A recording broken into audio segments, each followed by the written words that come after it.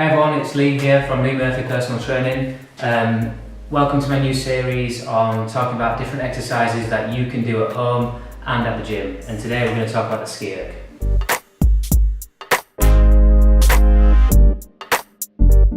So this is Ski-Erg, guys. So as you can see, you've got one handle here and also one handle here.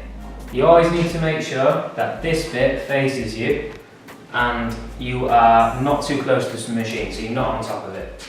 On the screen you've got meters, calories, strokes per minute and the time at the top. It's a great exercise that works your full body.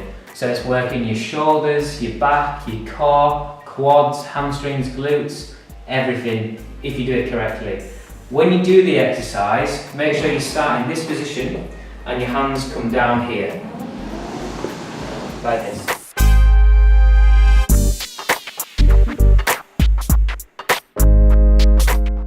Always remember, guys, with the Ski-Erg to have a straight back, to maintain your form, and to always make sure that your knees don't go over your toes. So they're not doing this, you're squatting down into it like that. So you never like that, okay?